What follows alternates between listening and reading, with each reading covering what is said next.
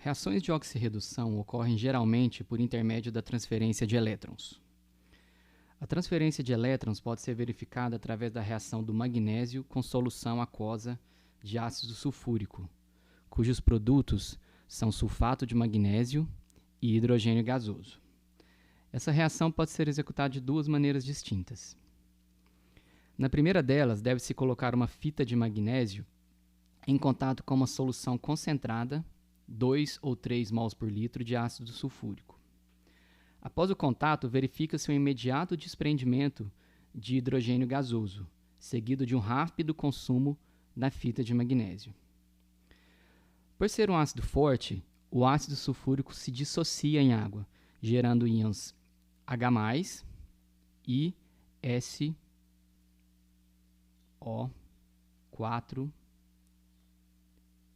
2-.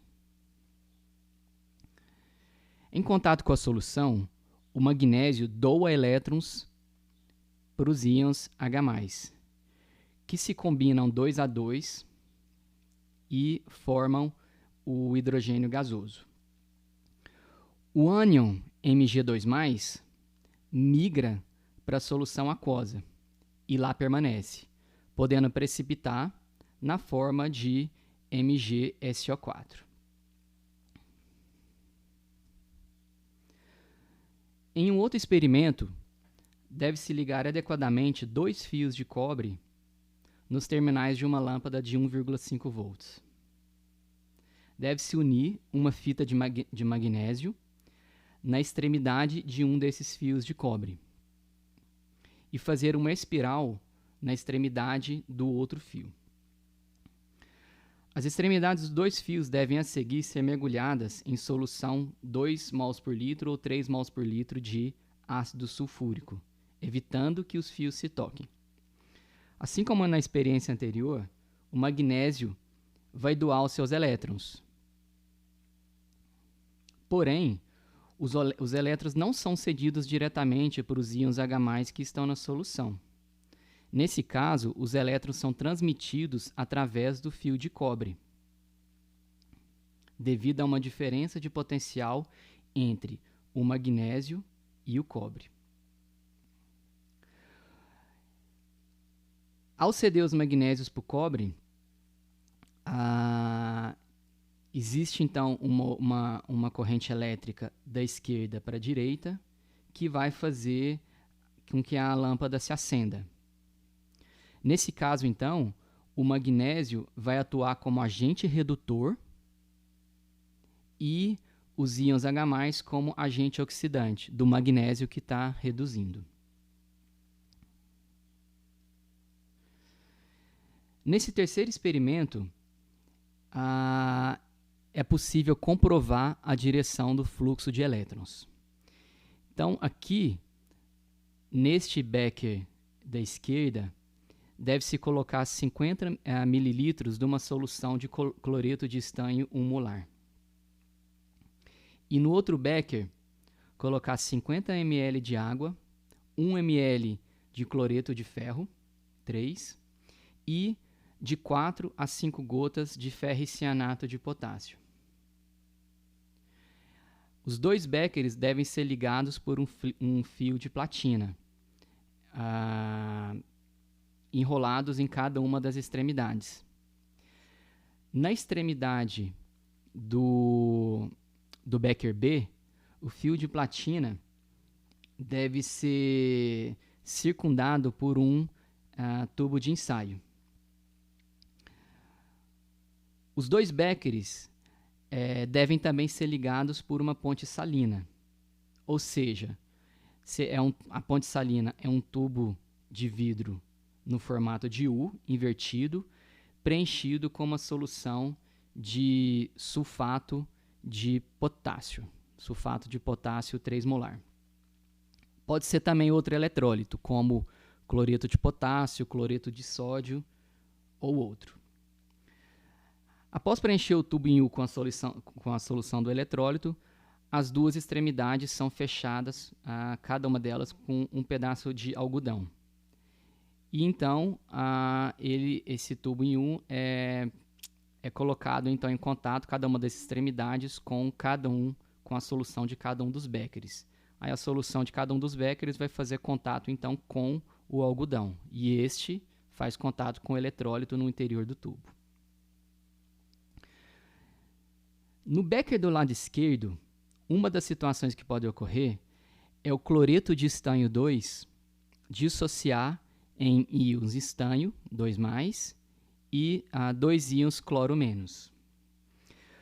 Os íons estanho 2+, vão então perder os seus elétrons, vão doar os seus elétrons para o fio de platina, oxidando-se em íons estanho 4+. No outro béquer, do lado direito, o cloreto de ferro 3 vai dissociar em íons ferro 3+, e 3 íons cloro menos. Os elétrons cedidos pelo estanho no béquer da esquerda vai então migrar através do fio de platina até o béquer do lado direito, onde vão ser recebidos pelos átomos, pelos íons ferro 3+, que vão ser reduzidos a ferro 2+. A formação do íon ferro 2+, pode ser visualizada da seguinte maneira. Antes de iniciar o experimento, foi adicionado aqui ao béquer do lado direito de 4 a 5 gotas de ferro e cianeto de potássio. K3, Fe,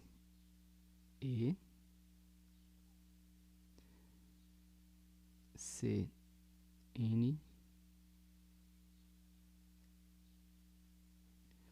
Cn6.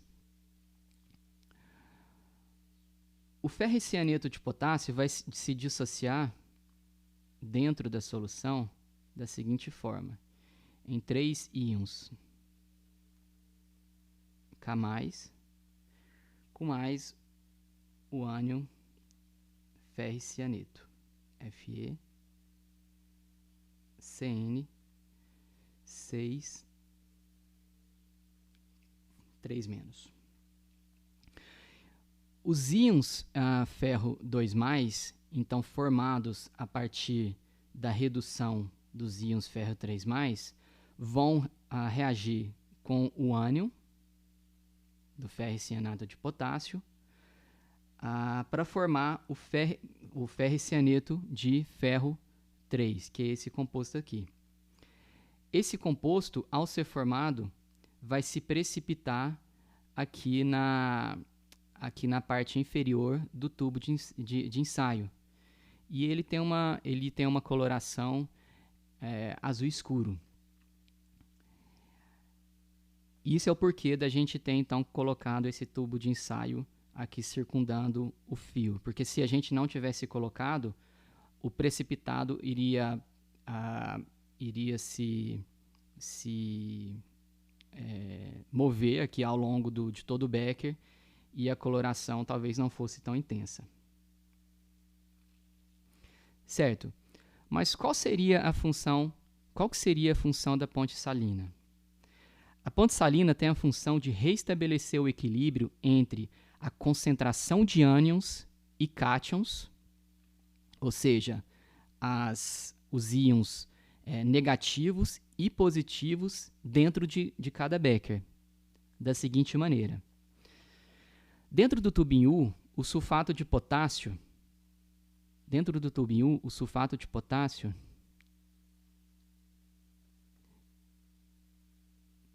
está dissociado da seguinte forma.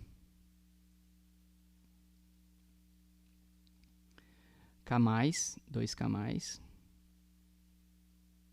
com mais SO4, SO4-. No béquer esquerdo, ocorre um desbalanceamento de cargas. Nesse béquer aqui, ocorre um desbalanceamento de cargas, com o aumento da concentração de cargas positivas, por causa da oxidação do estanho 2+, a estanho 4+.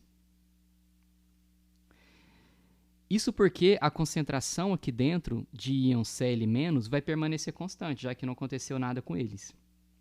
Então, devido a esse desbalanceamento, os íons sulfato que estão dentro do tubinho U vão, então, difundir aqui através do algodão, lentamente, até reestabelecer o equilíbrio de cargas aqui dentro do Becker, ou seja, o somatório de cargas dentro do Becker, no equilíbrio, vai ser igual a zero. E esse processo aqui é um processo lento, que ele vai ocorrendo na medida que o processo eletroquímico for ocorrendo. No Becker direito ocorre a situação análoga, mas ali ocorre aumento da concentração de cargas negativas. Por quê? Porque aqui os íons ferro 3+, foram reduzidos a ferro 2+. Então aqui há um aumento da carga negativa frente à carga positiva. Nesse caso, então, o aumento então, dos íons ferro 2+, em relação ao cloro menos. Nesse caso, então, ao contrário do que aconteceu no Becker esquerdo, no qual os íons sulfato difundiram para o interior da solução, aqui vai acontecer o inverso, né? Então, os íons potássio vão se mover aqui do interior do tubo, difundindo-se aqui através do algodão para o interior da solução, de forma a reestabelecer o equilíbrio de cargas ao longo do tempo.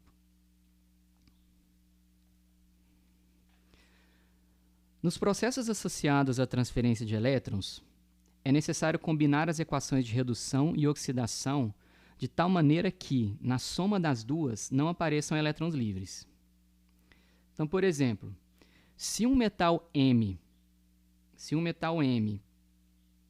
oxidar-se em contato com a solução de ácido sulfúrico ou ácido clorídrico, as equações parciais são escritas da seguinte maneira. Então, um metal M oxidando-se, formando o íon M, N+, com mais N elétrons. O ácido sulfúrico ou ácido clorídrico, ele vai dissociar em água, gerando íons H+, sulfato e cloro também. A questão é que os íons H+, então, vão receber os elétrons para formar hidrogênio gasoso. Nesse caso aqui, precisa de 2 íons de hidrogênio e 2 elétrons. Né?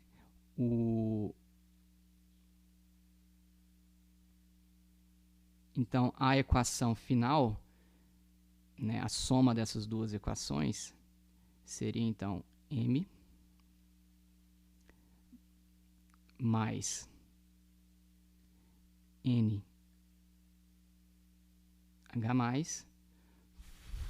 formando M. N+, com mais N sobre 2, H2. Então, as duas equações aqui de cima são as equações parciais. A primeira sendo a oxidação do metal e aqui a redução dos íons hidrogênio. Quando um metal, como por exemplo o zinco, que está imerso em uma solução de um oxiácido, ou seja, é um ácido que contém oxigênio no grupo ácido da molécula, então a seguinte situação vai ocorrer. O zinco vai oxidar, no caso aqui Zn2+, mais 2 elétrons.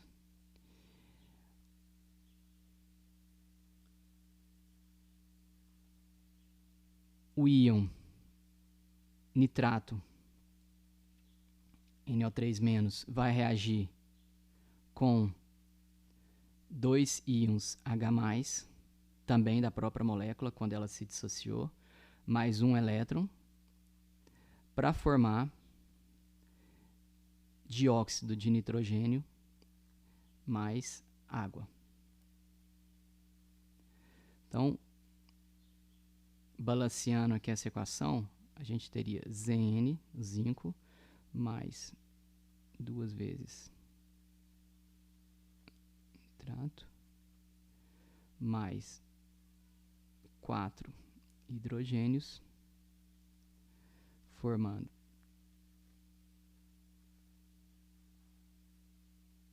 Zn2+, com mais 2 vezes o dióxido de nitrogênio, mais 2 vezes água.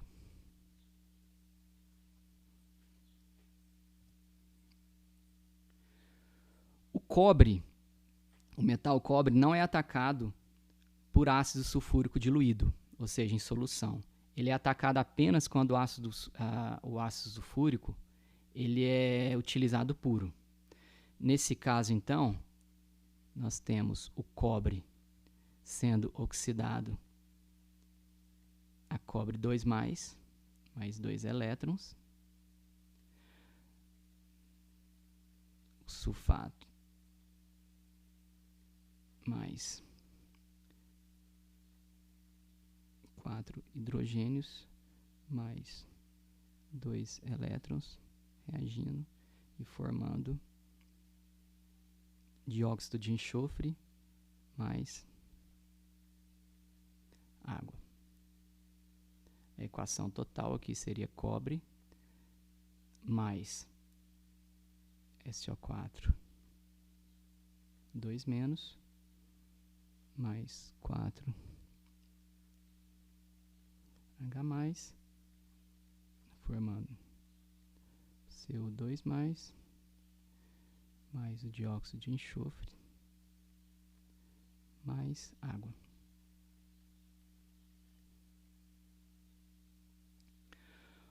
Um metal, M qualquer, quando na presença de oxigênio, vai gerar o respectivo óxido. Então, o metal vai oxidar, gerando íon, mais N elétrons, meia molécula de oxigênio, mais 2 elétrons, formando, reduzindo a O2 menos. O balanceamento gera 2M mais N sobre 2 oxigênio, 2 vezes N mais, com mais N O2 menos. Esse aqui, eles estão em solução. Isso aqui vai gerar o óxido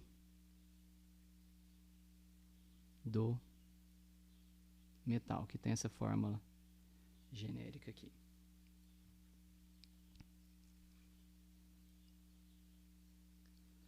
E finalmente, quando um metal está na presença de água, ele vai gerar o respectivo hidróxido. Então, por exemplo, ferro, ele oxida a Fe2+, com mais 2 elétrons, 2 moléculas de água, mais oxigênio, que está diluído na água, dissolvido na água, mais 4 elétrons, formando 4 hidroxilas.